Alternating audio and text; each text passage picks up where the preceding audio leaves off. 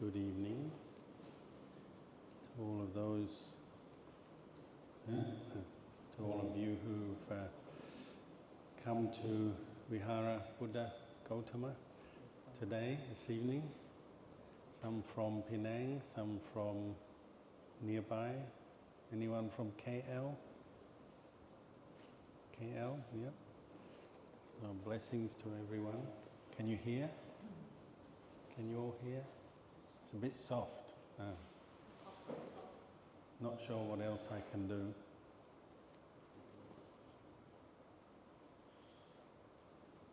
So by popular request, this is now a Q&A session.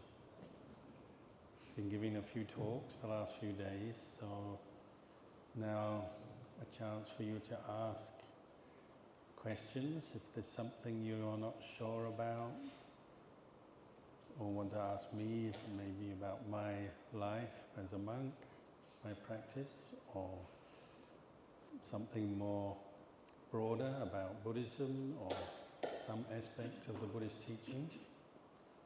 Feel free. If anyone has a question, now is the time. You have a chance to ask.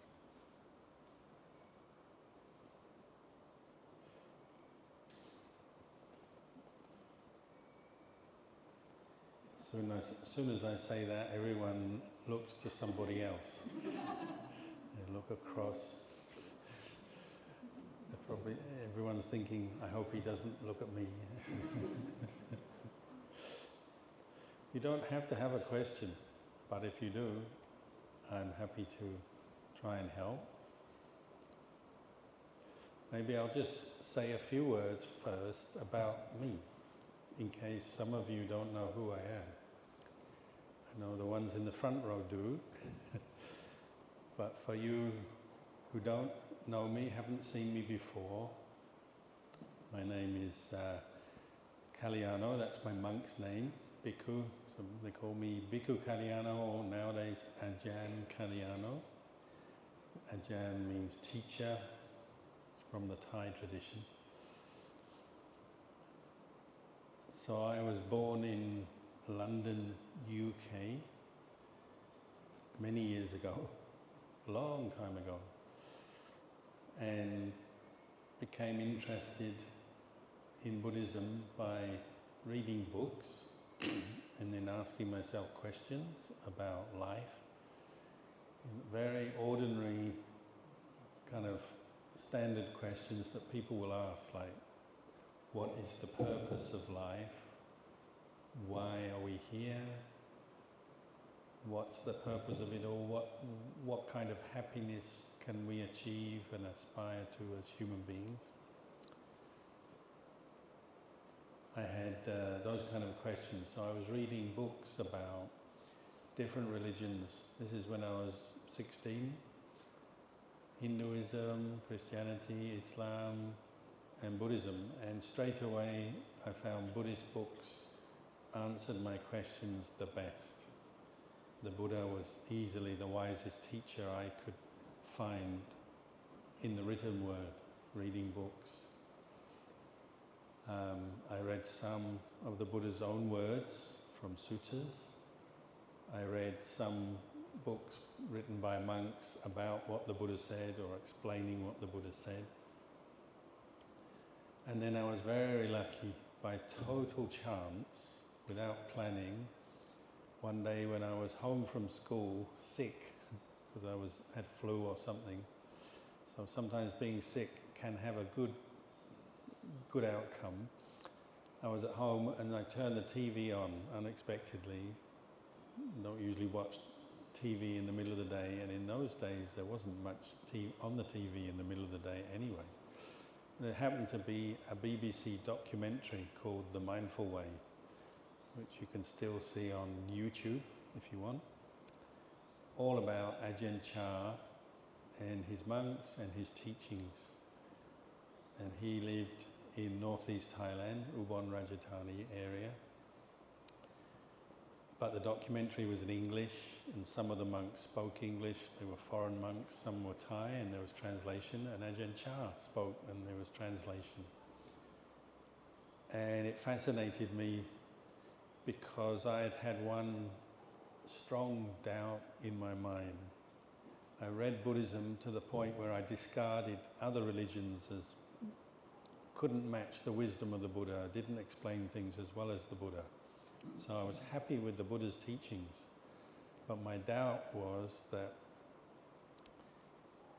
what the Buddha taught may be relevant and you can practice it 2,500 years ago in the time of the Buddha in northern India, but perhaps nowadays in modern society, and I lived in London, a big city, maybe it's not so relevant, and maybe nobody practices what the Buddha taught anymore. They believe it as a good teaching, they like the philosophy, the wisdom, but maybe it's not actually practiced anywhere anymore. Because I was only a kid, I didn't have much knowledge of the world.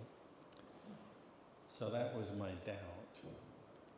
But then this program came on the TV and there were monks living in the forest and clearly living in a way that was very similar to what I understood they were in the time of the Buddha.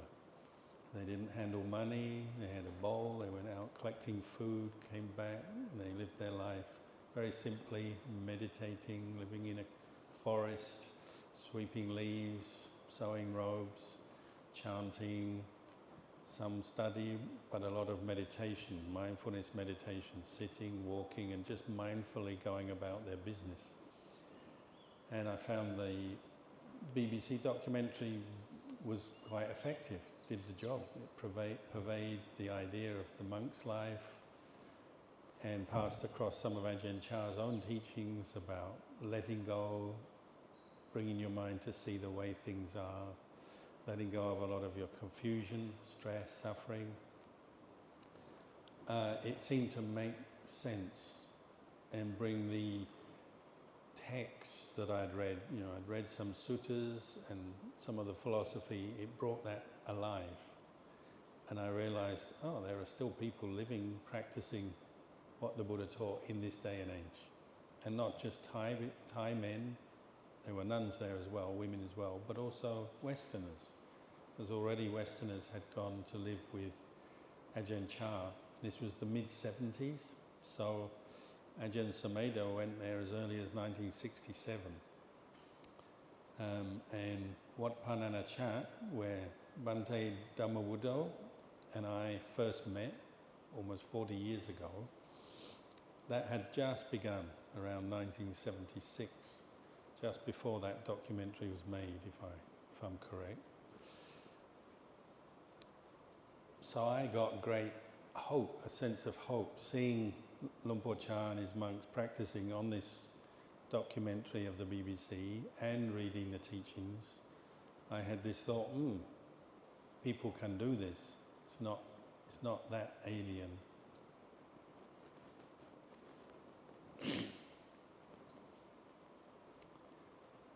But for the next couple of years, excuse me, for the next couple of years, I carried on reading, and I also joined a meditation class and learned how to meditate. And that started to give me my own insight and understanding of what the Buddha was teaching. Because when you meditate,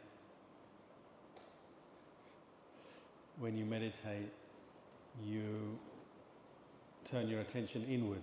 You're no longer relying just on books and talks and external things. You're now looking at your own mind and training your mind. And it's not easy, but you learn many things. And often you learn very quickly.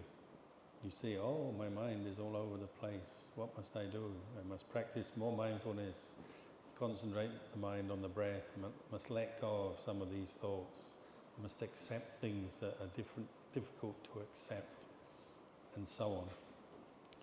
You learn some lessons very quickly when you meditate. So I joined a Buddhist meditation class, and I found it very enjoyable. I found it enjoyable and difficult because I had lots of pain in my legs. I couldn't sit for more than a few minutes on the ground like this, even with cushions. It was just new to me.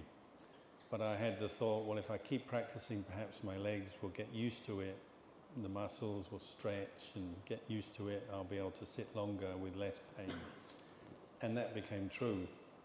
But in the beginning, I just had the hope. It was just a hope. I didn't know for sure. So I started meditating regularly, and I would meditate every day at home. Whether other people in that meditation class just did it during the class and then never afterwards, I don't know. But I would meditate every day, and I really wanted to pursue it, deepen it, sit for longer. I really wanted to train my mind because I found it helpful. So I carried on. And my teacher, meditation teacher, he wasn't an expert, but he was well-meaning and quite wise. He said, "You need a teacher. A real teacher." He admitted he didn't think he was a real teacher. He was just like a student who was passing on what he had learned. He said, "You need a real teacher." And another visiting teacher had come to give us a talk about meditation, and he had formerly been a monk in Thailand for about 6 months or a year or something like that. And he said, "Yeah, you can go to Thailand and become a monk, and there are teachers there." And he also said, "You should go to Thailand and try training in a monastery, find a teacher and practice there. You'll go further with your practice." So I made that plan. But I was a student, so I was doing a degree in history. So I carried on studying, but I carried on meditating. So my first goal was just to learn to be able to sit like this, like you are now, for an hour. That was my first ambition in Buddhism, to be able to sit still on the ground for 1 hour. And for a whole year, I still hadn't achieved it. At the end of 1 year, my first year, I could sit for 45 minutes without moving. And that was very painful, but I could see things were improving very slowly. So I kept going. But my second year of meditation, I had the chance to travel to Thailand. And I went to, started off in Bangkok. I didn't know anyone, didn't know the Thai language, didn't know any teachers, monasteries, anything. I just knew Thailand was Buddhist country. So I was staying in a hotel in the center of Bangkok, surrounded by what we call sensuality, Dhamma, Loka in Pali. Sights, sounds, taste, smell, touch, sense stimulation. Everyone was there to have fun, food, clothing, sex, travel, all the different things people go on holiday for, all in the center of the city. Nightclubs and bars, all kinds of things. That's where I was staying. So it was like, oh, this is the wrong place to be, but I didn't know any better at the time. But very strangely, one day I came out of this hotel in the tourist area, and on the lamppost outside the hotel there was a little sticker which said, "Meditation classes in English." And the address was Wat Bawon, which is a very famous old royal temple in Bangkok. And I didn't know where it was, but I had the address, and in those days no GPS, no mobile phone. I had to ask. I said, "Wat Bawon, where is it?" And you just start asking. And I walked there from my hotel. My hotel was Sukhumvit Road, in a not a very good area. I walked all the way. It took, I don't know, an hour or two, across Bangkok. And I walked there and I joined the English language meditation class, and there was an Australian monk teaching, and he ran it every night. And the abbot of that monastery came by one day, a Thai monk, a very famous Thai monk called Somdet Yana Sangwon. Somdet means very high up. And he eventually became the Sangaraja, the highest monk in the whole of Thailand. At that time he wasn't yet Sangaraja. But he was very encouraging of foreigners to learn meditation. So he opened up a huge hall like this one, but with air conditioning and carpet. And if you walked across Bangkok in the hot sun and you get to somewhere which has a nice carpeted hall with air conditioning, oh, you're very happy. Already I thought, my meditation will go well here. So we practiced meditation in the nice air-conditioned room, big room. The number of people wasn't there very many, maybe 10 people, but the monk would teach us meditation, sitting meditation, and then he taught me meditation, how to walk, using the meditation word Buddho. So you recite Buddho and you walk back and forward. And the room is cool, very peaceful, because this was in 6 o'clock in the evening, so all the monks had finished their studies for the day. They were all in their rooms, and the lay people came and learnt meditation, and we'd sit and then we'd walk back and forth, Buddho, Buddho, Buddho. And the first time he taught me walking meditation, I really found it agreed with me. I concentrated on the feet touching the ground, recited Buddho, and he told us to walk for half an hour. And there was a clock on the wall like here. He said after half an hour come back to where we were doing the sitting. But after 1 hour, he had to come up and tap me on the shoulder because I was just walking back and forth, reciting Buddho. I got so absorbed, so peaceful in my walking that I couldn't feel my body and I didn't notice the time. I was so happy walking. Samadhi arose. So the very first time I ever practiced walking meditation, I gained samadhi. That wasn't the same for sitting meditation. As I said, it took me about a year before I could sit for 45 minutes. Only then did I start feeling more peaceful, more concentrated. But walking meditation, I was peaceful the very first time. And I finished that first session at Wat Pawan temple, and I decided to walk back to the hotel, another 1 or 2 hour walk. And it was peaceful the whole way. Buses, dusty, noisy, food, people, didn't bother me. I just walked meditating on Buddha. And I was so happy, I thought, now I can practice walking meditation and sitting meditation. And about the second or third night I was there, another man came through and he had been staying with Ajahn Chah. He'd come back because Ajahn Chah was in Ubon. I was in Bangkok with this group meditating, and he told us about Ajahn Chah and his monastery, and he said you should go there because he can teach you. You can learn meditation because there's Western monks who speak English there. So I did. It took me another 10 days. I was practicing at Wat Pawan first, and I just practiced there for 10 days. And then went to Ubon and went to Wat Nana Chat, where the foreign monks lived and practiced, and I became anagarika, wearing white, shaved my hair for about 3 months. This was in my long vacation as a student, and tasted the monk's life. It just took me a few days being an anagarika at Wat Nana Chat for me to realize, oh, I can do this, I can become a monk. Because I had doubts whether I'd make it, whether I could live in the forest, eat 1 meal a day, keep the 8 precepts, all that kind of thing. But after a very short time, those doubts faded away, and so I decided I would become a monk with Ajahn Chah. But I had still had to finish my university degree.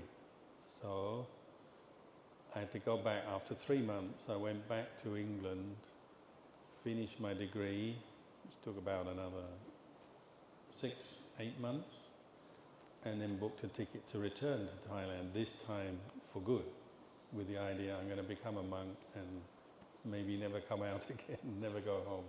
I wasn't sure about that, but I just thought I would commit to the monk's life indefinitely. So I did, and started training, and spent half my time at Wat Nana Chat or sometimes at branch monasteries, and then half my time I would go and spend it with Ajahn Chah. Even though he had stopped speaking and was very ill, I wanted to help look after him or nurse him. So the first few years as a monk, I spent a lot of time with Ajahn Chah, nursing him. So I was doing my own practice of meditation, learning the chanting, learning the suttas as well, and then caring for Ajahn Chah as well, meditating as well. And even though there were many challenges, that it wasn't all easy, generally I was happy to do it. And I started to meet other monks, and Bhikkhu Hai, Bhante Dhammawuddho was one of them. He came from Malaysia. I think there was 2 or 3 of them came in a little group, stayed at Wananachat, so I got to know him as well, all those years ago. So I stayed with Ajahn Chah, or near him, for about 6-7 years until he passed away. And then I went to live with Luangpor Anand, who lives in another part of Thailand, in Rayong, on the coast. Another monastery with durian trees, so I learnt to eat durian and get used to that. So I'm not afraid of durian, not like many of those Westerners, they don't like the smell. And then from there, one year, 1998, we were invited to Australia. They actually invited me first. They said, can you come to Melbourne and teach meditation? I said, no. I said, I'm not a meditation teacher, I'm not a master, I'm a student. Ajahn Anand is my master. I wouldn't consider going unless he goes. And they said, okay, we'll invite him. Will you come as the translator? The attendant monk and the translator? I said, okay. Because when you're the translator, you feel like, oh, you can go into the background then, you just speak, translate, and then disappear. And that suited me because I didn't have any plans to be a teacher or spread the Dhamma or build monasteries. In those days, my plan was to become enlightened, and I didn't want to take on any other responsibilities at that time. But of course, having gone to Melbourne and other parts of Australia too, we got to know many Buddhists, and already they started inviting us to start a monastery in Australia. And I said, no. Ajahn Anand said, we'll see. And we went back to Thailand, and we had no plans to do anything. But many of the Buddhists from Australia followed us back to Thailand. And eventually they made an offer. They said, we're going to buy land. And eventually land was purchased and offered to become a monastery. And then I was sent to see what it was like. And I didn't know what it would be like, but I already knew how to meditate. So I thought, well, if I can meditate in Australia, things should be all right. And I could, and I still can. So that's the kind of guideline. You know, if you can still meditate wherever you're living, that place should be okay. If your meditation is no good or it's too difficult to meditate, there's something wrong. But I didn't encounter that. I found Australia very peaceful, the people kind, supportive, generous. Some of them knew something about Buddhism, some of them didn't. Some were completely new, green, we say. But that would change, wouldn't it? I thought, if I live here, they'll probably learn what they need to learn and support monks. And we were getting enough food from day one. People would give us food. We didn't starve. So my monastery near Melbourne has been there 24 years now. We've never had to cook food in the monastery. Sometimes people do cook food. I'm not saying it never happens. I'm just saying it's never been needed, because every day since we arrived till now, people have been willing to bring food from the city, mainly from the city, but not always. Sometimes local people, sometimes people from outer suburbs, sometimes from inner suburbs, sometimes from the other side of Melbourne. Some people will drive 3 hours to offer food. Amazing. But we've never had to cook food. So the style of the monastery is a forest monastery Every day the monks go out with their bowls, we receive food offerings. There's a kitchen, people do bring and prepare the food there, but they've cooked it at home and they prepare it and we receive it. So the monastery has always been very self-sufficient in that way. We haven't had to worry about food. You don't always know how many people will come or how much food, but there's always been something. So that's a blessing, that's a good start. And then the forest is peaceful. You can sit and meditate. The biggest distraction is a bird called the cockatoo. Anyone know what a cockatoo is? There's many varieties of cockatoo, but the cockatoo that we have in the largest number is a white cockatoo with a headdress on and very noisy. Makes a screeching sound. But you won't get one cockatoo, you'll get 50 arrive at the same time. So you're just meditating and then you're... And the kookaburra makes a lot of noise as well. If you heard them, they laugh. You get a couple of them next to you again. You're just meditating, you've got to deal with that. But it's good training to let go. The other one that's quite noisy is called the lyrebird. The lyrebird is like a pheasant.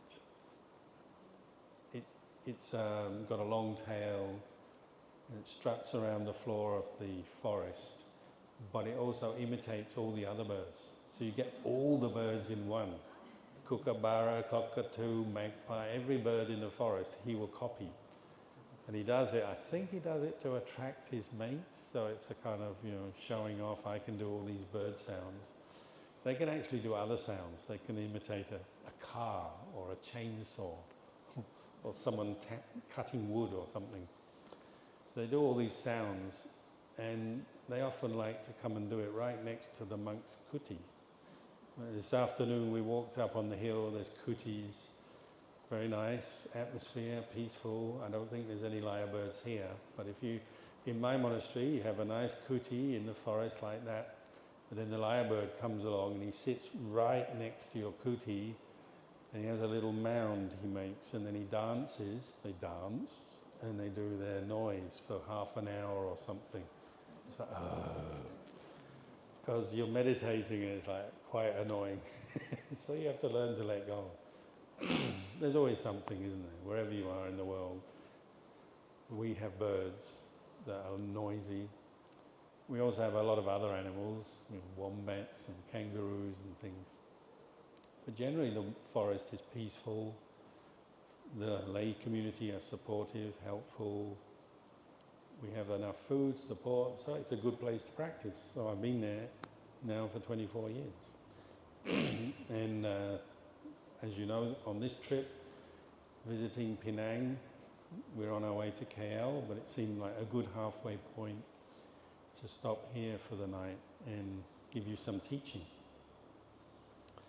So that's a little bit about me, who I am. Now I'll give you the chance, if you have any questions about meditation or life as a monk or anything, you're welcome. You can try asking.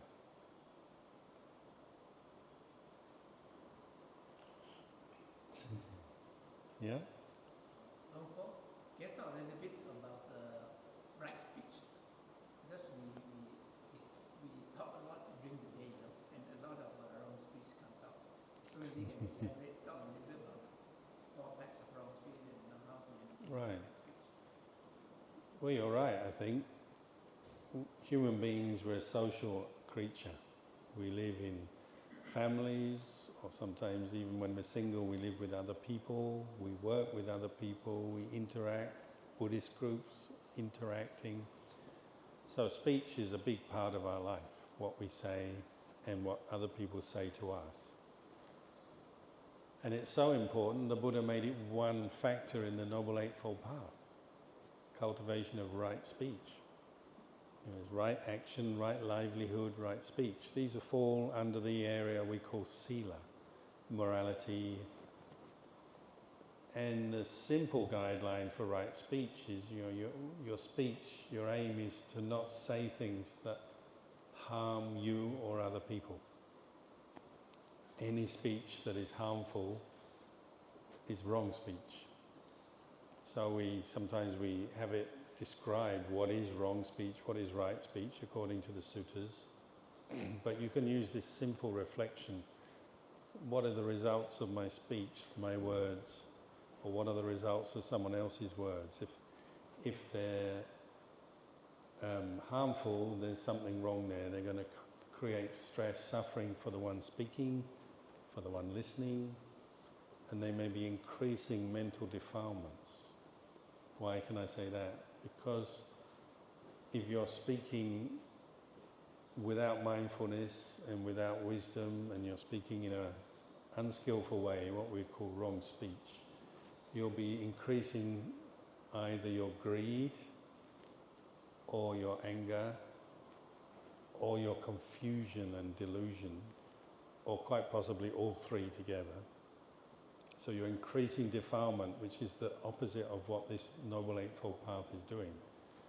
Noble Eightfold Path is to help you remove greed, anger and delusion from your mind.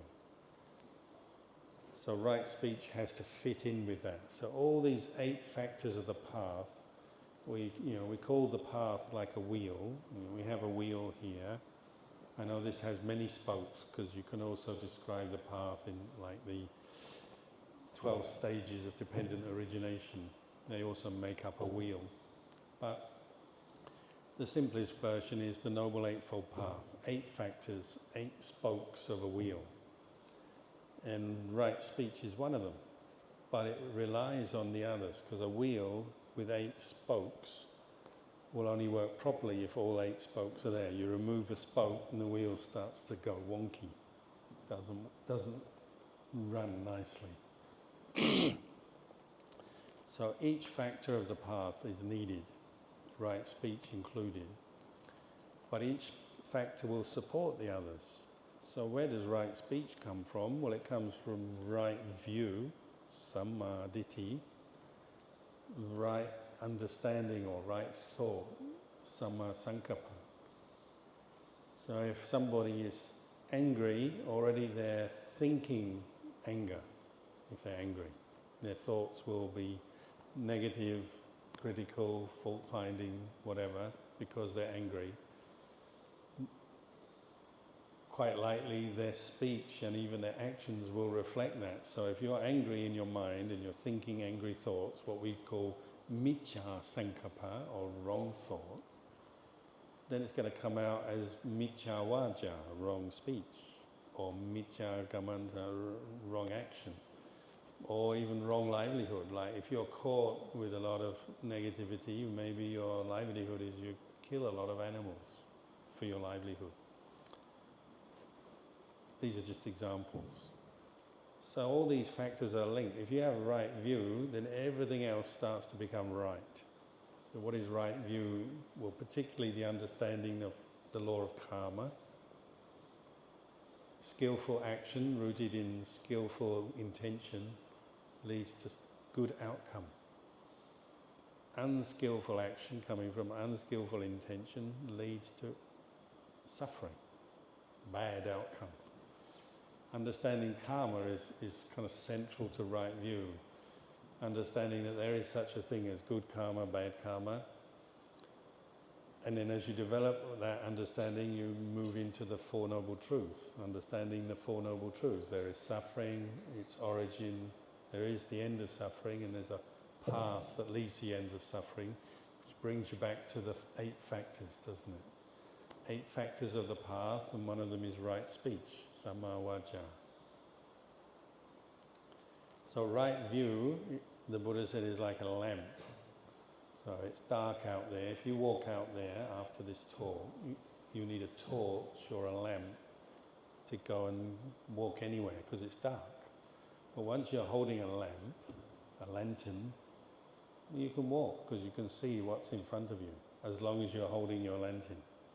If you put your lantern down, suddenly it's dark. Uh-oh, bump into things. first thing you'll bump into is a dog called Mudita. He's lying out there and he'll probably go rah, rah, rah, because you bump in. Maybe we'll see what happens when she leaves. I don't know, maybe the dog won't bark. But you'll bump into things, won't you? If you have no light, you bump into things in the dark. That's like someone with no right view. There's no light on in the mind. So you make wrong decisions, you bump into things, you cause yourself suffering.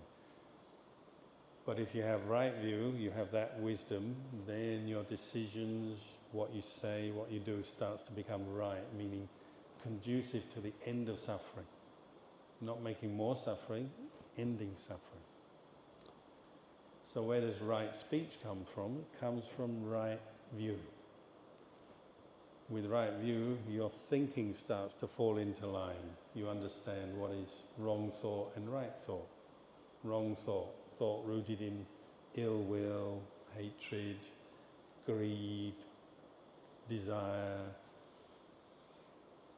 Right thought rooted in nekama, letting go, abandoning sensual desire and attachment, abandoning ill will, abandoning hatred.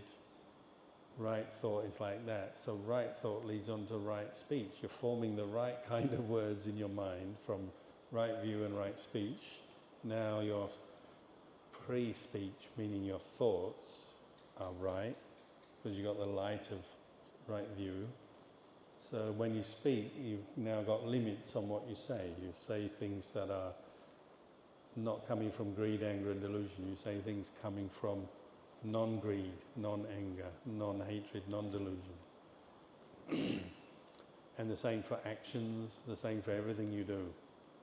You need right view to shed its light on everything that you're thinking, saying, doing.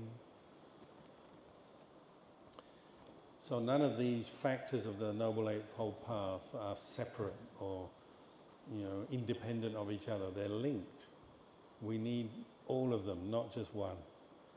And that's one of the first insights I got from Ajahn Chah, or first understanding. He talked about Noble Eightfold Path is like a circle or a wheel, and each part is essential and they're all supporting the whole. So right speech, kind speech, honest speech, speech that's useful, helpful for the path, helpful for the practice. We can describe it like that, but you also have to see it's linked to the other parts of the practice as well.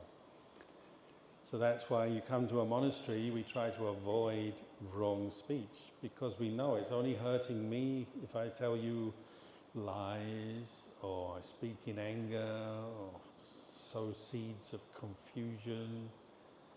I'm not helping you and I'm not helping myself. I'm making bad karma and you're all going to end up not peaceful. So a monastery is a place you come to learn and practice right speech. And you feel it, don't you? When you're in a monastery, if you're angry, maybe something goes wrong in your day, you have some pain, or the fire ant bites you. Maybe you're tempted to swear or shout or curse, or if the dog barks, you want to curse the dog, or your friend drops something on your toe, you want to curse your friend, but you're in a monastery, so you stop yourself. You have mindfulness, so the other factors of the path come in on mindfulness, awareness. I'm angry, I'm upset, I want to say something, but I can't. It's in the monastery, I'm not going to say. So you keep your right speech pure, you practice it, even when you're angry inside maybe. Or you have greed. Maybe you're in a monastery here, a very peaceful place, but then you start thinking, but in the monastery there's no dinner. What can I do? No food in the evening. I'm staying here. So, in your bag you've sneaked in some extra cookies. And when no one's looking, you're planning it, you're thinking about it, maybe you go and say something about it or do something about it. I don't know, I'm giving an example. If you were to do that, if you were to eat in the evening in a monastery, you're out of place. It doesn't fit. If you were to swear, it doesn't fit. If you were to scold someone really rudely, nastily, it doesn't fit. If you were to steal, it doesn't fit. But any words that we call wrong speech don't fit in a monastery, do they? You come to the monastery, you learn right speech very quickly. Everybody learns it. We're polite, friendly.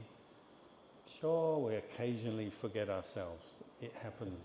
We accept that. But our aim is to constantly improve. Filter out the wrong speech and bring in the right speech. Then when you go home, you've got a taste of right speech. And the problem is at home, other people don't understand what right speech is. Maybe. So you go home or go to work, all these people swearing and cursing and telling lies and exaggerating things. It's quite hard work, isn't it? It's practicing right speech out in the world. You're probably in a minority in the world, aren't you? The majority of people don't practice right speech. So you have to work hard. You have to be disciplined, restrained, careful, mindful, determined. And it's more easy to fall into wrong speech out in the world. So that's one of the benefits of monasteries. You learn right speech, right action, kindness, compassion, right view. You hear the Dhamma, you gain right view, right thought. You have a chance to practice mindfulness and right effort, mindfulness, and develop some samadhi. So monastery is the best place for all these, developing these factors of the path. So there's something on right speech. Any other questions?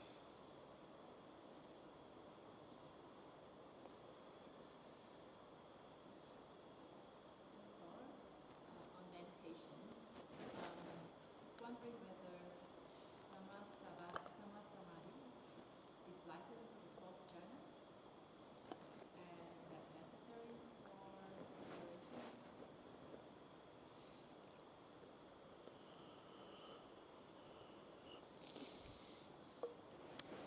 Yeah, it's explained as the four jhanas. But if you look at the explanation, it also goes into the factors of each jhana, what those factors are, which is sometimes more helpful. You just say fourth jhana, what does that mean? But you go into what are the factors. So the fourth jhana, the primary quality is equanimity based on purity of sati. First jhana requires vitaka, initial applying your mind to the object, so putting your attention on the object. Vichara, sustaining the attention on the object, keeping it there or keeping it in mind. Piti arises. As you do that, your mind, body and mind relax. Joy arises. Mind becomes more supple. Sukha, the mind becomes more still, less diffuse, less distracted. Eventually, ekakata, the fifth factor, is one-pointedness. So all samadhi has one-pointedness. But these other factors, gradually as you develop further, maybe you can become so skilled, you can go straight to your meditation object and you don't need to spend a lot of time on initial and sustained application. You can just go straight to your object and piti arises, maybe. Nevertheless, the explanation is so you understand this is a process of refining awareness, refining skills in putting attention on an object and an ever more refined object.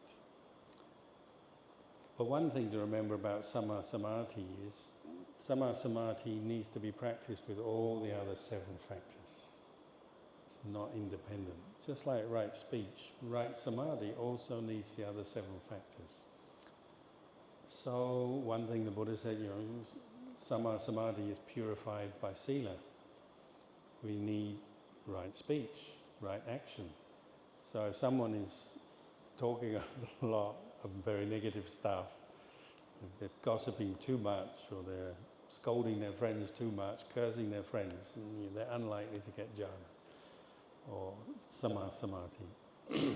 If somebody has wrong view, they may still be able to develop samadhi, but it would be miccha samadhi, because if you have miccha ditthi, then you're going to go on to miccha samadhi. So that's interesting. because some people do develop skill in concentrating the mind, but they haven't developed other factors of the path. Maybe their precepts are not very well developed, or their wrong view is there. So that often comes with people who still have a strong sense of self and a misunderstanding of what is wholesome and unwholesome karma and what is the purpose of the Buddhist path. So sometimes actually practicing samadhi, you might say in a modern way, you might say to boost their ego. I want to be better than the next guy. I want to make money. By being better than the next guy, I might be able to advertise myself as this master of the mind. And I can teach people, and they may be successful at that on one level, but they're doing it with a strong sense of self, maybe some greed, want to become famous or make money, or even anger. Even anger can back miccha samadhi, because if you have a strong ego, sense of self, maybe you have a sort of competitiveness or a conceit, arrogance. You compete with other people. So if someone else seems a bit better than you, maybe you don't like that. I've got to meditate better, I've got to make my mind more powerful than them, because you're now competing and you maybe have some anger even. Or you're using samadhi in a way maybe to hurt someone. Black magic, superstitious sort of practices, or just a skill like shooting a gun, using samadhi techniques to develop that. So you can say, oh, I'm so calm and still, I can aim this gun and shoot somebody. My samadhi is so good I can do that, but there's no samadhiti, it's miccha samadhi, you're thinking about killing. There's all these different examples, but miccha ditthi will lead to miccha samadhi and miccha sati and miccha everything, miccha vaja. That's why samma ditthi, right view, is so essential. We need to hear the Dhamma, we need to associate with Kalyano mitta, we need to reflect on the Dhamma so that we get our views in line with right view, correct view. And then the other factors of the path will develop correctly as well. They'll support that, including samma samadhi.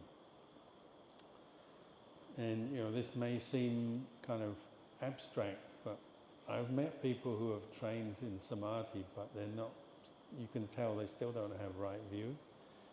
And they got the wrong idea why they're practicing samadhi and got the wrong goal in mind.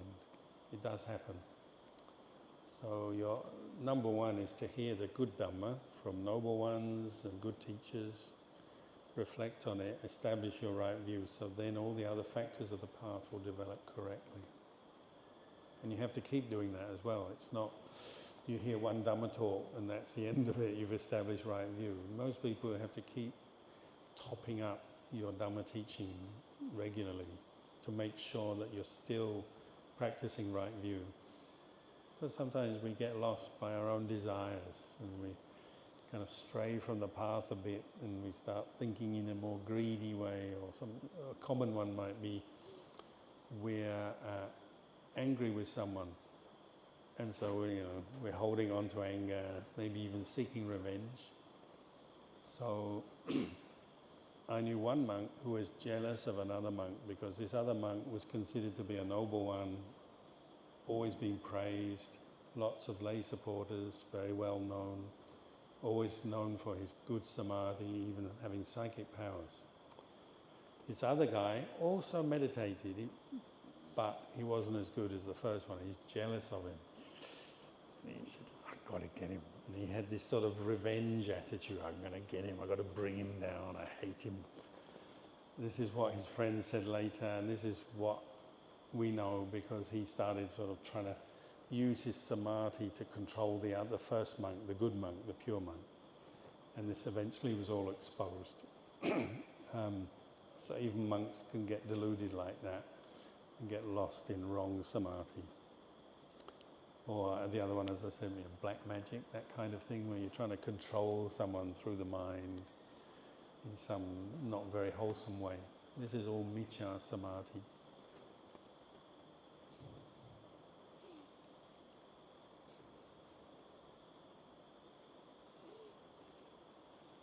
question at the back, yeah? 會使講福建喎，我講福建啊，我唔係用福建。 You're talking Hokkien. Oh, I can't talk Hokkien. Maybe we can try to Oh, translate. your friends will translate, they'll help.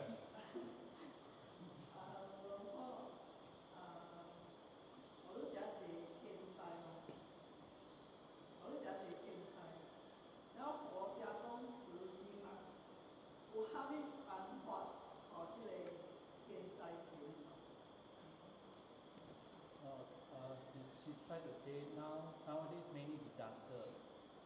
How in the Buddhism that we can help to prevent or to reduce this kind of disaster. natural disaster. Actually, the first point I would say is I don't think there's any more disasters nowadays than before. It's just the news is very fast and we all have the news, so we hear about it quickly. But I think there's always been earthquakes, flooding, fires, problems. They've always been there. Yep, we'll do it section by section, the answer.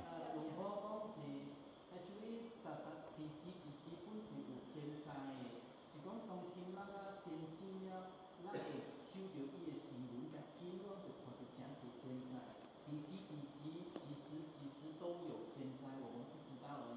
前，现在因为这个科技发达，新闻很那个腾讯很快，所以我们就有收到很多不同国家的那个天灾。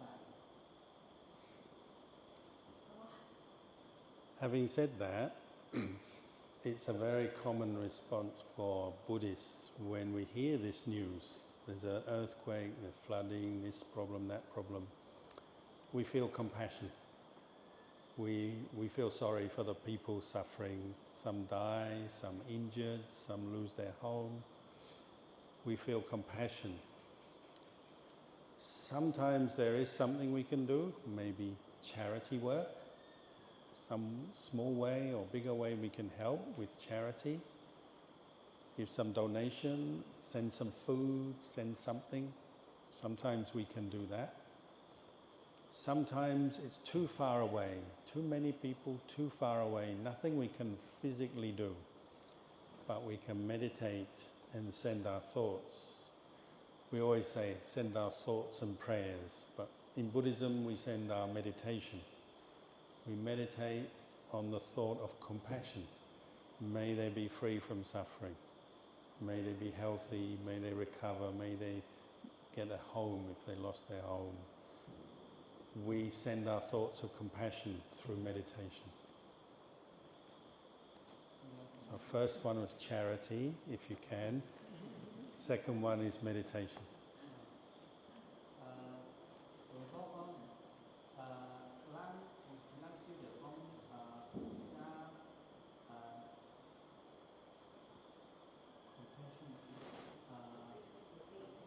慈悲。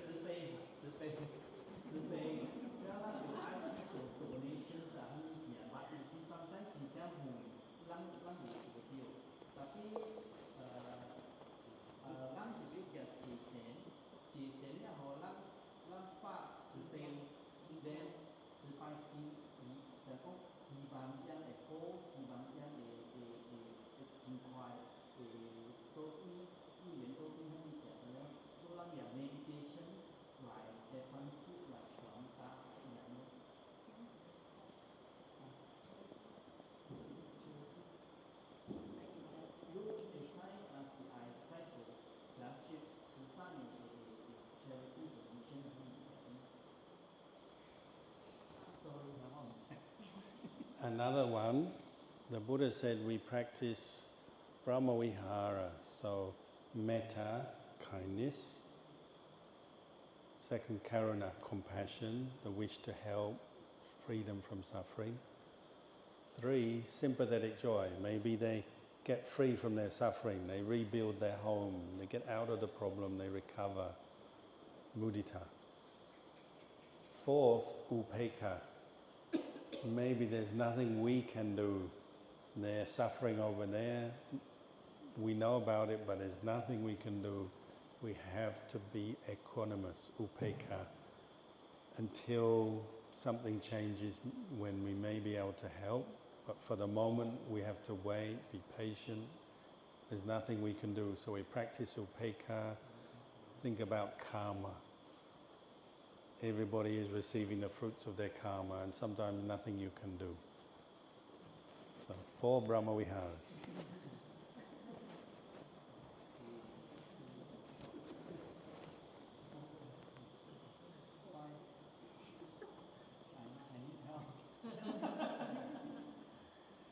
Anyone know the 4 Brahma Vihara? 四圣地或 Brahma Vihara。有时候呢，这方法就是用你的爱心慈悲心、舍心还有给他就是平常心你讲有些东西的话，有时候你是想帮人家的话，你自己是没有能力去帮人家的时候，可是你在想他的话，你没有能力的话，你就要怎么给一个平衡的心等到你有能力帮人家的时候，你才去帮好吗？慈悲喜舍，用慈悲喜舍的修禅的方法的话，也是修疗的话，也是可以转移给他们的，好吗？懂吗？ You ask more? Any more? 我去了清迈到现在，回来到现在，然后我一看到 YouTube， 我的心是不能。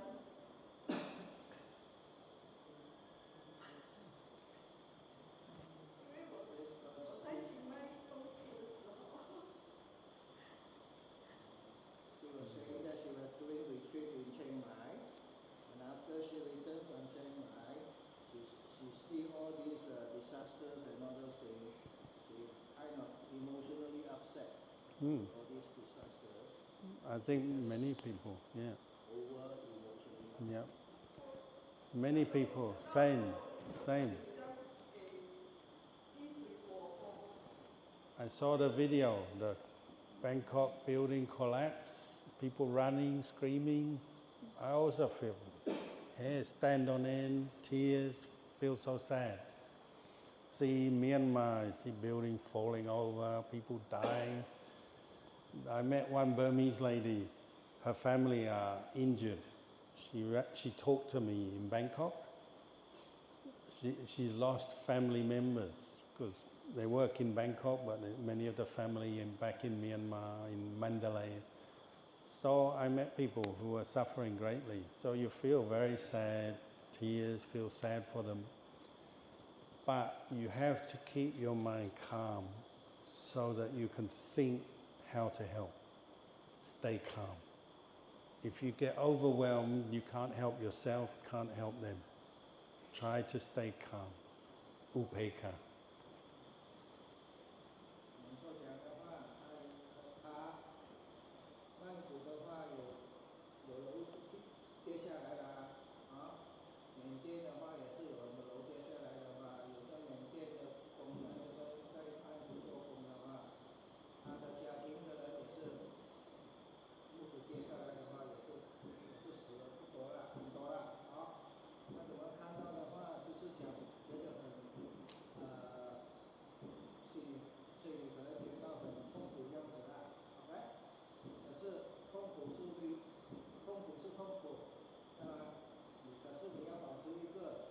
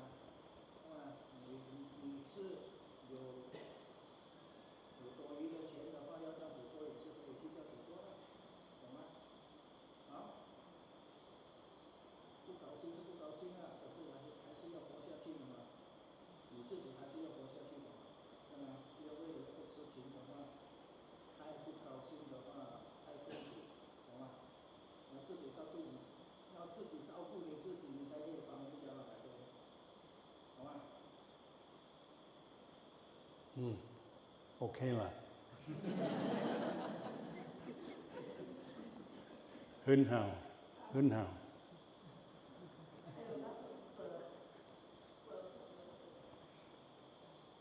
You have big heart, I understand, big heart. So big heart have to be careful. Big heart, big suffering.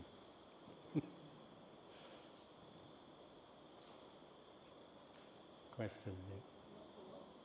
In Malaysia, we are not subject to earthquakes, but when we go on holidays to places like Myanmar and Thailand, and when we are there, earthquakes may happen, our hotels may collapse, we may be stuck in the rubble for a couple of days with no possibility of rescue.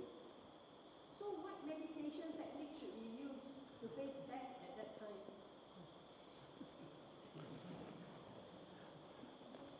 The same that you always do. So if you're used to recollecting Buddha, recollect the Buddha. If you're used to watching the breath, watch the breath.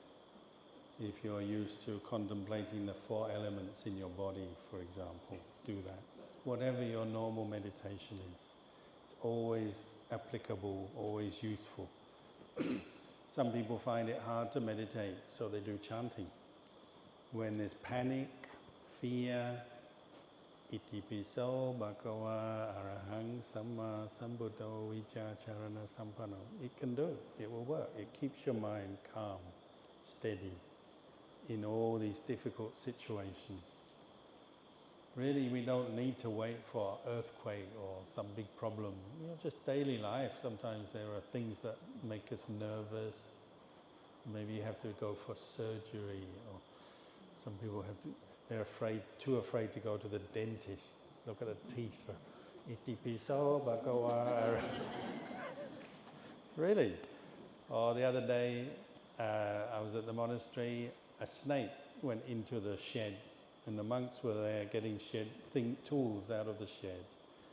Snake goes in, and all the snakes in our monastery are very poisonous. They can kill you. Luckily, they're not aggressive, but they can kill you if they bite you.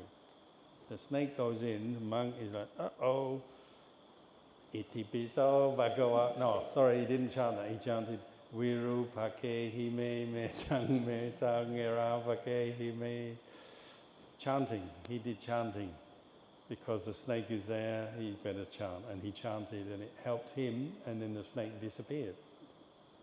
Good outcome, good story, good end to the story. Chanting will help. Meditation will help. Learning to bring your mind to the Dhamma in some way when it's faced with some strong emotion, fear, anxiety, worry. So many people I've talked to have used chanting or meditation to face their fears and got good results in all kinds of ordinary situations. You know, job interview, doctor, dentist, wild animals. One lady, Cambodian lady, lives in Melbourne. She wanted to go home. She couldn't go home for 10 years to Cambodia to visit family because she's afraid of flying. Didn't want to fly because she's scared. She's talking to me. I said, oh, maybe meditation can help you just enough to get on the plane, take off, get there. You know, maybe one trip, maybe it can help you. Try meditating. Learn the chant. I asked her, can you do the chanting? She said she can. So you have to learn to chant mindfully. Just concentrate on the words. Iti piso bhagava arahang samma. Don't look out the window. Don't look at anybody. Iti piso bhagava. Just think of Buddha. Recite these words over and over again. At the very least until you're in the air, and then you have to sit there, no choice, once you're up. Her problem is getting on the plane. She couldn't get on the plane, so I said, you just chant the words, walk up, get on the plane, sit there, close your eyes, keep chanting. And she did. She managed to fly home. So many people in so many different situations, they've used chanting or meditation to help them face danger. And it really works.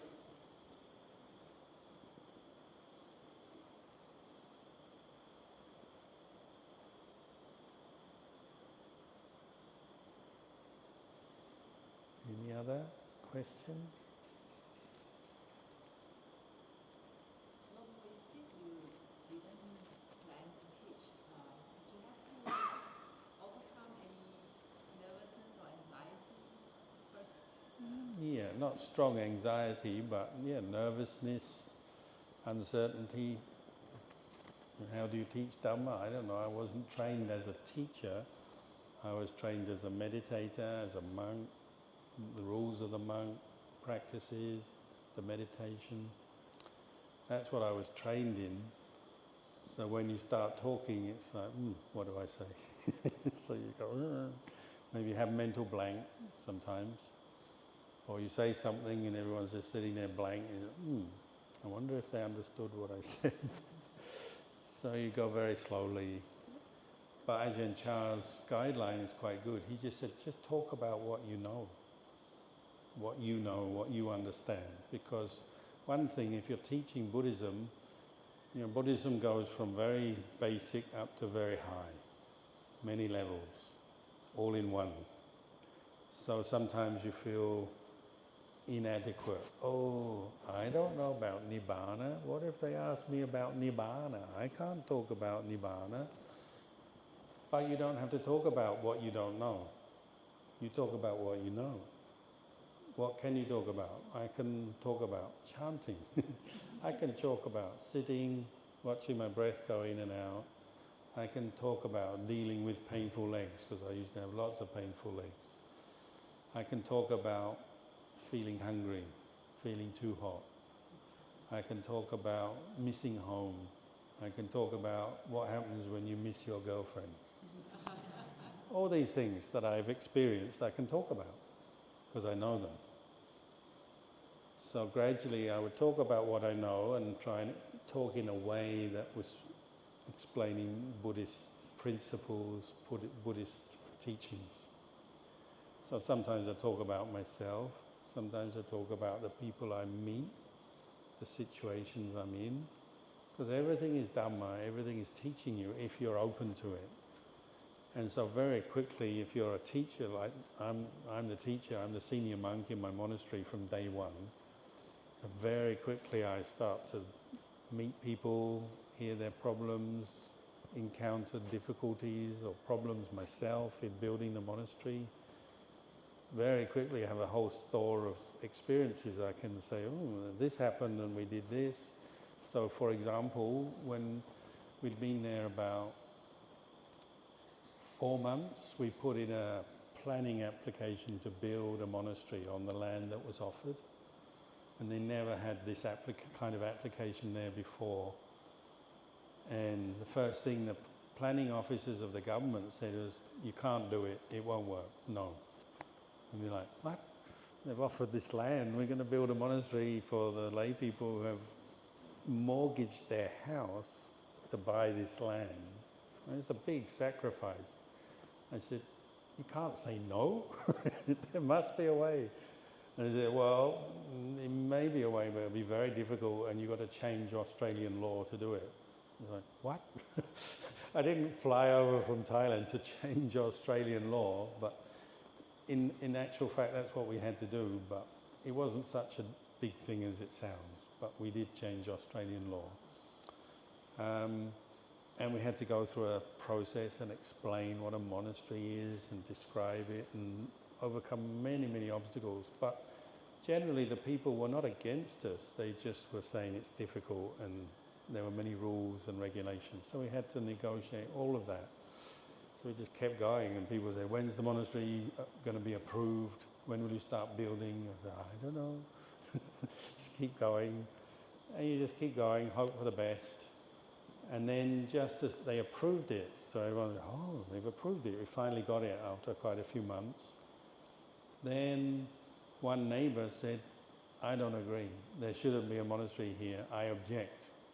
He's like, what? They've approved it already, and then he objected afterwards. He's like, gone through all this effort to get an approval to build a monastery, and then one neighbour said, no, I don't want a monastery next to my home.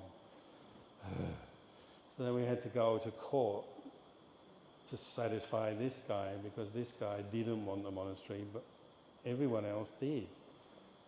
So once he had objected, just one guy objected, all the local people that we didn't really know because we were brand new in the area, they all said, no, we want a monastery. Who's this guy objecting? We want a Buddhist monastery. We've got to have a Buddhist monastery. This is terrible. And they all started writing letters of support for the monastery. We didn't ask them to do that. They just did it off their own back. And one shopkeeper, local shopkeepers, told everyone, you've got to help the monks. They're going to stop the monastery. This guy doesn't want it. So they kept writing in. In the end, they got hundreds and hundreds and hundreds of letters from local people surrounding the monastery, all saying, we want the monastery. In the end, the council said, this is the most popular application in the history of that area, ever. And they actually rang me up one day and they said, can you tell your supporters to stop writing letters? Because legally, they have to answer every letter. And when you're getting hundreds of letters, they say, we employ one person full-time just to answer your support letters. So they're trying to blame me. I said, it's not my fault. I didn't ask anyone to do this. It's spontaneous. They want to help the monastery. They say they understand, but please stop. So we were very popular. Still, we had to go to court and the tribunal, and there's lawyers that stand up and they say there shouldn't be a monastery or there should be a monastery, and we sit there. And in the end, even the court said, yeah, there can be a monastery. So we got it twice. We got it approved by the local authority and by the court. So that gave me lots of food for Dhamma, for talking about. And people said, what did you do with this guy? Because he was really rude and aggressive and abusive. I said, well, we did what the Buddha taught. We practiced patience, loving kindness, forgiveness, right speech. Because he would ring up and practice wrong speech. I'll be sitting there listening to him. Go, oh, there's a lot of wrong speech coming down the phone today. Well, I better practice my right speech. Not to argue, not to fight. One day he drove his car to the monastery, and in those days the monastery was a farm. You know, the land was a farm, there was forest, and then there was 100 cows, and there was grapevines. We bought a vineyard, and the road was just mud. It was just a muddy track, much worse than this. Little muddy track, and so this guy drove in to shout at us because he's unhappy about monks being there. But his car got stuck in the mud. So he was shouting at us and his car was getting stuck in the mud. And there's 2 or 3 monks, we're standing there and we're going, I guess this guy, we're going to have to push him out of the mud. This guy who's come here to abuse us, we've still got to help him. Oh. But we have to, we're monks. So we walked over, luckily, just as we walked over to push him out of the mud, and we were covered in mud, he managed to free his car and drive off, shouting at us. So we had to practice forgiveness, patience, kindness, right speech. All the factors of the path got tested, right mindfulness, right effort, right view, right samadhi. Because people were watching us. If we got angry with this guy, they'd all go, man, no samadhi. We'd all lose face. Because people tend to be a little bit like kids in the school playground. And they're watching the monk, and they're like, oh, the monk got angry, oh. They do. So you have to be very calm, composed, controlled. But when we did that, he was angry, we practiced patience, loving kindness. People became inspired. They said, oh, this is the right way. So they wrote even more letters of support. So you just put your Dhamma into practice, and then you start to get things that you can teach other people. Because Dhamma teaching isn't just words, is it? It's how you live, what you do, how you breathe, how you think, the way you live. It's the whole lot. And you know, I've never been one, couldn't just quote from the suttas but not practice myself. You have to practice what you talk about. So I've always talked about what I know, what I practice for myself. So far been okay. And obviously I know many monks, and they often share their experiences. Lay people share their experiences. So like I was telling you about the lady who was walking through the earthquake in Bangkok, reciting Buddha, walking along the road, unshaken, calm. She did exactly the right thing, and she said, now I know why you've been teaching walking meditation like this all these years. It worked. So it's like, oh, it works. If you do the teaching, it works. So you have to practice it as well. Then what you say has some meaning. That's my feeling. This question may be a little bit abstract. Luangpor, the Patika Samuppada and the traveling of dependent origination. So I've quite difficult to understand the first three. How does ignorance cause mental formation? And how does mental formation causes consciousness? Where do your mental formations come from, do you think? All these thoughts, all these moods you have every day, all day, where do they come from?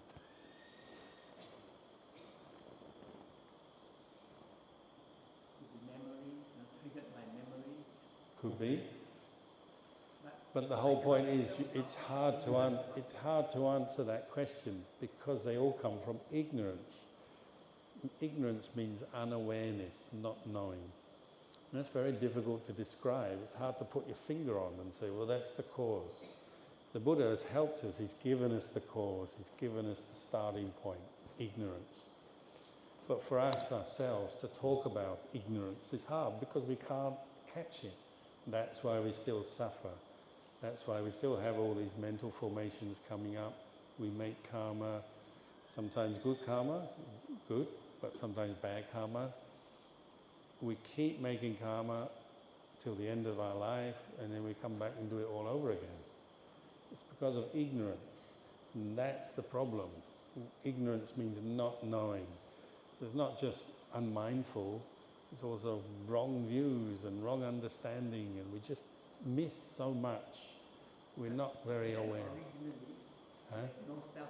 Then how come the ignorance arises because self? Yeah, well, ignorance comes because we mistakenly believe there is a self. And we keep attaching to every thought. That's me, I am this thought. You know, I'm thinking this very wonderful thought or this very horrible thought.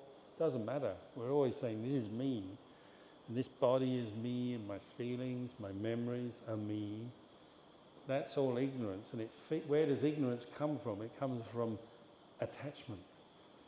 That's the whole point of dependent origination.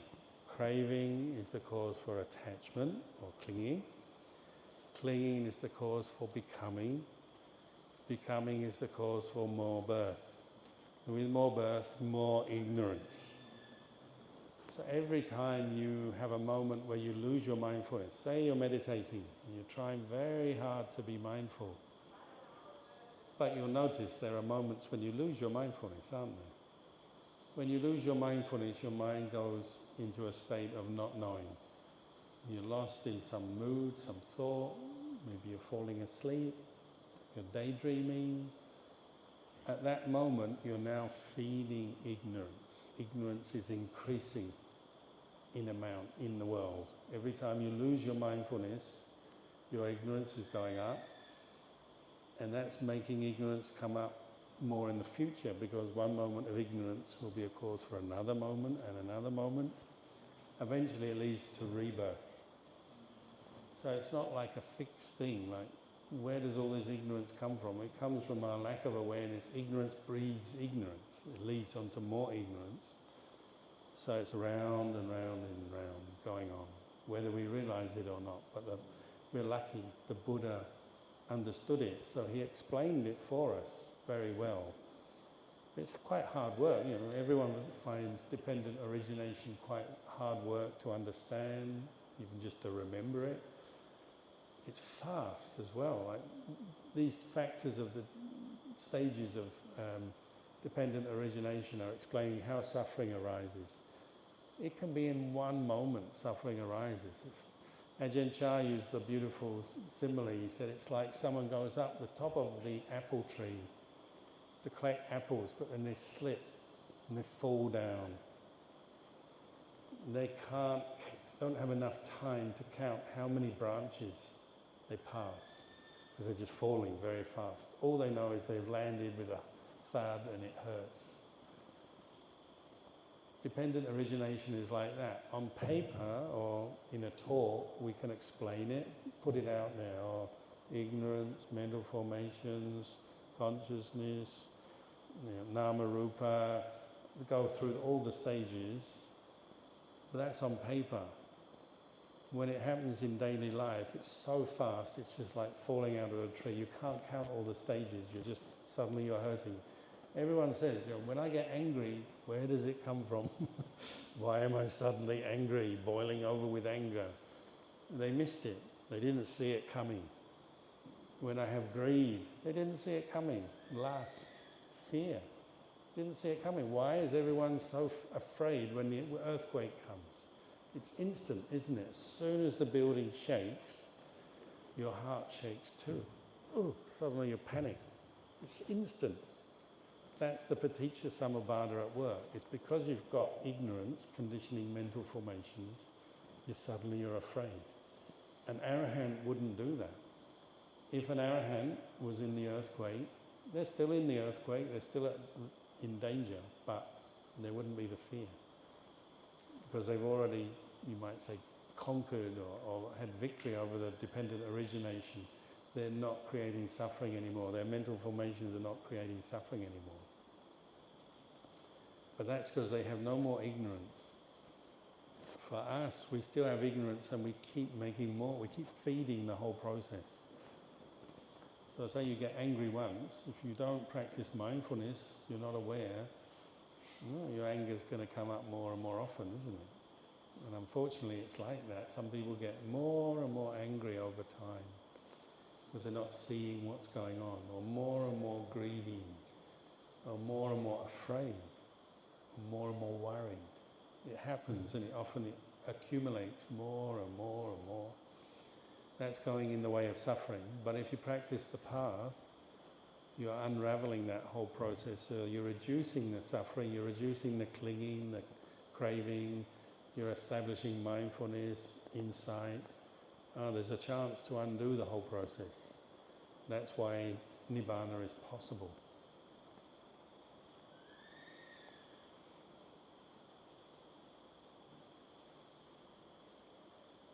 I just received a message from one of the participants yesterday, the one-day retreat.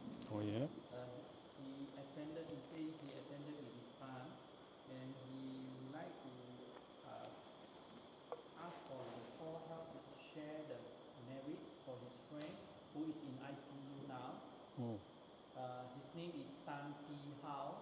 Tan Thi Hao. Yeah.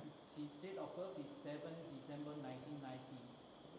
So he's in the ICU now. Do you know what the cause of his problem is? Columbia Asia Hospital, Petalinjaya. Do you know what the cause of the problem is? He didn't mention. I don't know, he will just send me because I'm in the... Yeah, maybe just say yes, we'll happily spread metta to him. But can they give us just a brief description of what his problem is? Okay. What put him into ICU? Heart attack, stroke, whatever.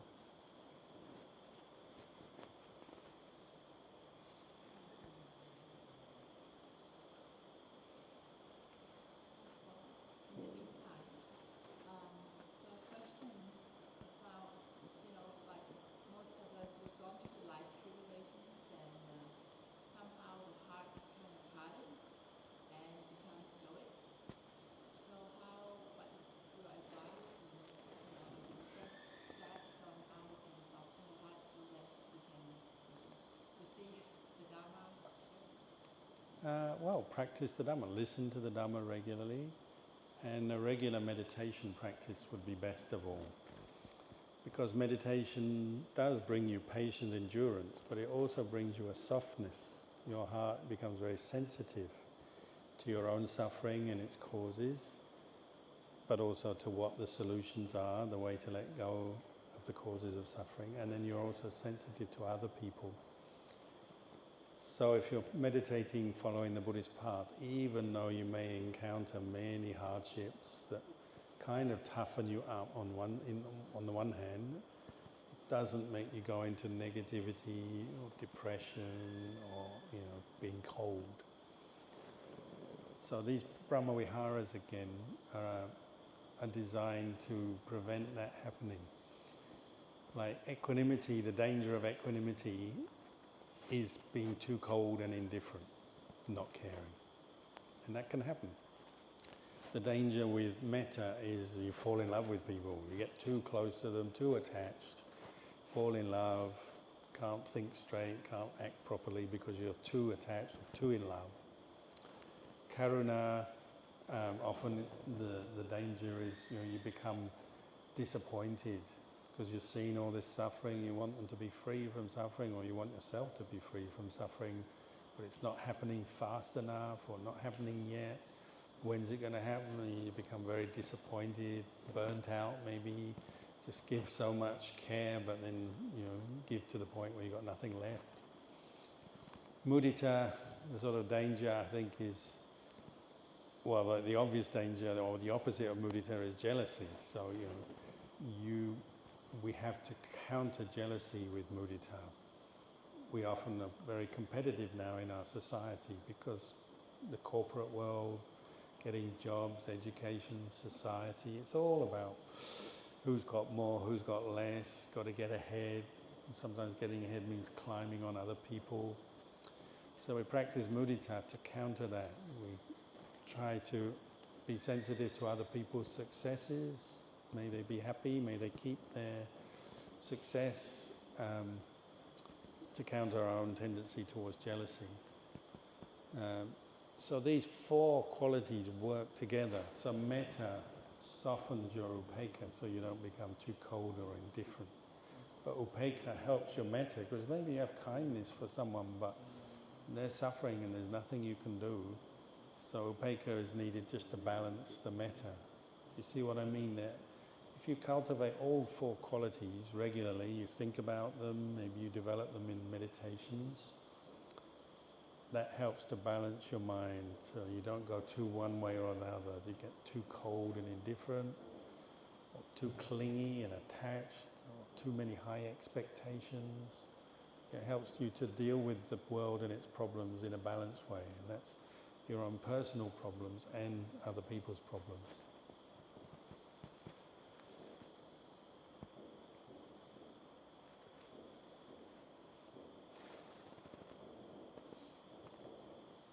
Any more question?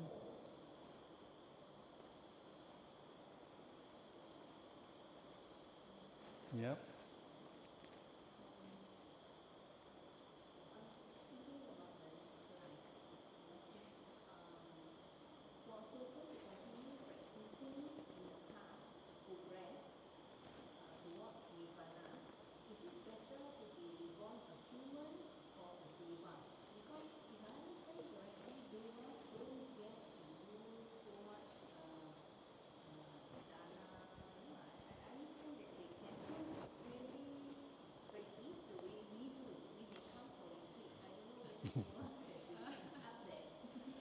The devas come when we invite them. So we invite the devas to come when we do chanting, and when we spread metta, we invite the devas to come and give their anumodana.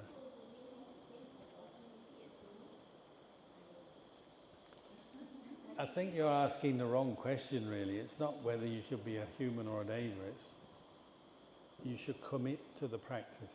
That's the important thing. Commit to cultivating the Noble Eightfold Path for the end of suffering. There are devas who are committed to that, and there's humans who are committed to that. There's humans who are not committed to that, and there's devas who are not committed to that. That's the number one thing, developing what we call right view.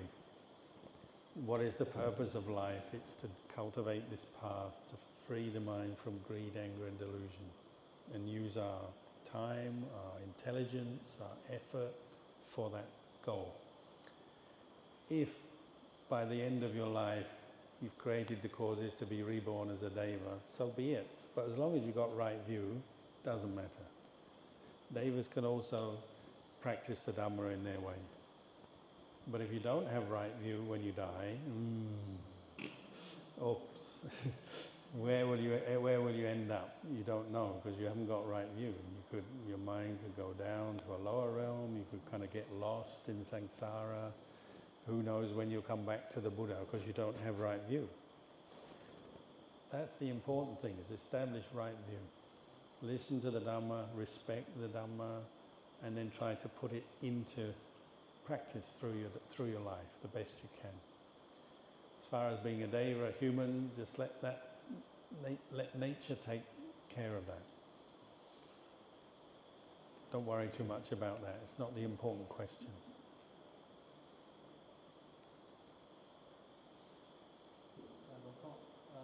He said he had a stomach cramp and sent to the hospital, and then this morning collapsed and heartbeat stopped, and sent to this was given CPR and sent to ICU. Right now coma on life support. Would you call that a heart attack? Stomach cramp and then sent to hospital. Suddenly collapsed and heart stopped. Do we know how old is he? I think 35 years old. Was born 1990. Oh, very young. 35 years old. Tan Thi Hao. Tan Thi Hao. So we will dedicate merits tonight. Maybe before we finish, we'll do some merit sharing, and we can all think of Tan Thi Hao. Wish him to be free from his illness and recover and come back to consciousness. If it can be done, may it happen, and may the devas also help, because the devas like to help when they can.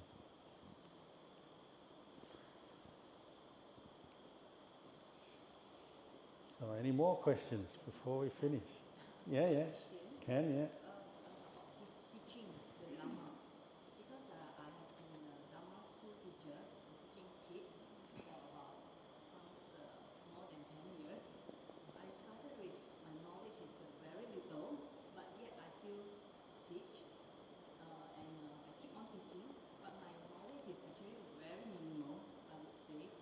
So when I reflected on, like all the Achans who are teaching the Dhamma, which they already practice, and they become a monk, and they come and teach, and versus me, I'm a lay person who doesn't know anything much, but I just read books and refer. I'm just treating the Dhamma teaching that I'm teaching the children just like school, like a teacher. You just read, you understand, and then you go and teach. Oh, what are all Brahma Vihara, blah blah blah blah. But in actual, right, I don't even know what is metta or karuna. I mean, in my practice, you understand what I'm saying? So, am I doing this wrongly? And then, how can I? As I go now, I'm learning. Not only I say, I look like, probably I'm not done that well, but is it a bad karma for me? I started that way. Well, first thing is you look at your intention. Your intention is to help. Yes. So that's a good intention. Secondly, if you ask yourself now, having taught for 10 years or so, would you say you know more about the Dhamma now than you did when you started? Then everything is fine. You're going in the right direction. If you answered me that you know less and you're more confused, then that would be a worrisome answer. But I think you know more now, don't you? You understand more. I felt that by teaching, actually I'm teaching myself. Well, that's it.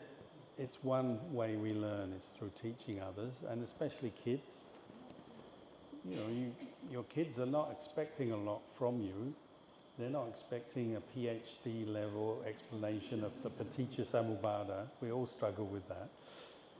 They probably need basic teachings on good and bad karma, how to be kind, how to practice generosity, how to reflect on their moods, maybe to deal when they're feeling very upset or stressed, all the kind of simple stuff. You've probably talked about that many times, the life of the Buddha, what the Buddha did, some of the basic things and stories you've taught. That's all really useful stuff. And the more you teach it, the more it goes in, the more you think about it, the more it will mean something to you, and then you can probably teach it better. So many people learn through teaching. You probably can't get to Nibbana through teaching alone, but you can certainly understand Dhamma that then you take and practice yourself. So it should help your practice as you do this. But just remember, as you're teaching them, you're teaching yourself. Never forget that, because one of the dangers of being a teacher is you get to the point where you think you know, whereas you're maybe quoting the Buddha or quoting someone else, or talking about the theory, the philosophy, but haven't actually practiced it. That's a problem or a danger. So always remind yourself, as you teach others, you also have to teach yourself. So you have to be humble and honest. So as a monk, we're not allowed to make false claims. It's one of the 4 things a monk can never do. You can never kill, you can never steal, you can never have an act of sexual intercourse, and we can never make a false claim that we are an arahant or we have some attainment that we don't have. So as a teacher, you understand that, oh yeah, I have to accept I don't know everything about what Buddhism, what the Buddha taught. I only know a certain level. So you maintain that humility and that awareness that there's some things you know and some things you don't know. As long as you do that, you're fine. You're going in the right direction and you keep learning.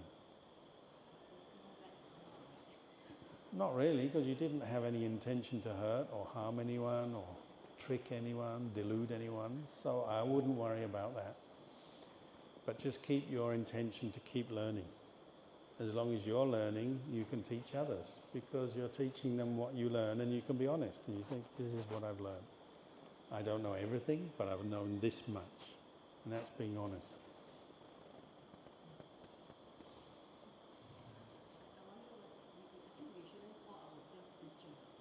Huh? We shouldn't call ourselves teachers.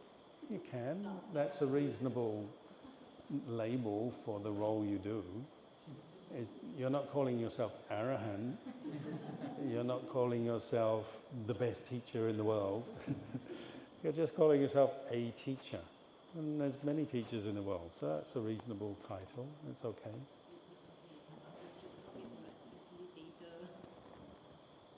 Just be humble, so that if they ever say, do you really know what you're talking about? You say, well, I know some things, yeah, maybe some things I'm still learning. So you're honest, nobody's under any misunderstanding.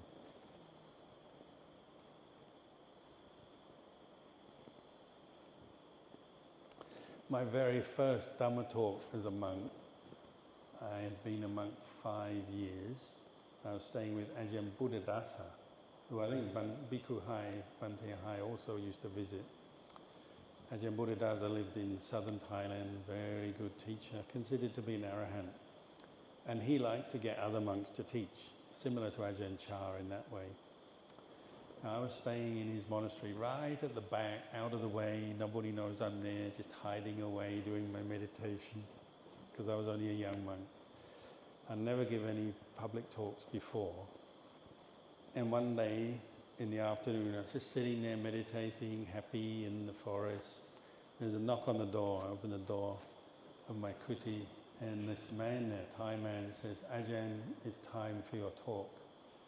I said, what? Nobody told me about a talk? What do you mean, time for my talk? And he said, no, they've arranged for you to give this afternoon's Dhamma talk. There's a whole group of meditators here on retreat, and you're giving today's talk. I said, how many? 500. So the hall was like twice as big as this. 500 people. And they wheeled me out, a little nervous Western monk. And the talk is in Thai. I've been a monk 5 years. Come out. 500 people. So they did the request like you for a talk. I did my Namo Tassa. I closed my eyes and I just went for it. Huh? In Thai language. I talked for about, 45 minutes. They just said, tell us how you practice. So I said, okay, this is how I practice. I told them, and then I did the end of the talk, I bowed, I went back to my hut, and I said, oh, I'm glad that's over. the next morning, the monk who had arranged all this without telling me, he then came around and said hello, and he said, oh, by the way, your talk yesterday, they really liked it. We're going to make it into a Dhamma book and print 5,000 copies. I said, what, 5,000 copies? Me? I'm not a teacher. No, you don't have to do it. But he said, it's too late. It was already getting someone to do the transcript. It's already happening. Nothing you can do. It's like, So about 6 months later, I was back at Wat Nana Chat. And that same monk turned up and he had a big box of this talk in a book form, and they had done exactly what he said. They printed it and distributed. Even in Australia, when I arrived in Australia, which is like, 25 years later, I'd been in Melbourne a year or two, and one lady came up to me and said, oh, you're the one who gave this talk in this book I've had. I was like, oh, there's nothing to do with me. They did. So, but after that, I went quiet. I gave this one talk to 500 people that became a book, and then I disappeared.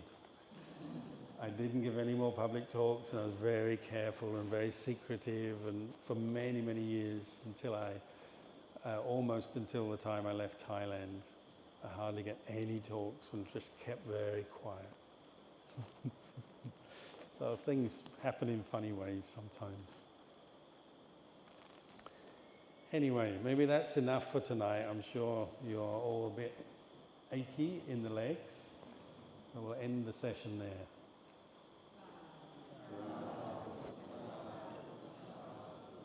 Maybe we'll just lead you in sharing merit, and we can share some of this merit with Tanti Hao. Okay, we'll face the Buddha.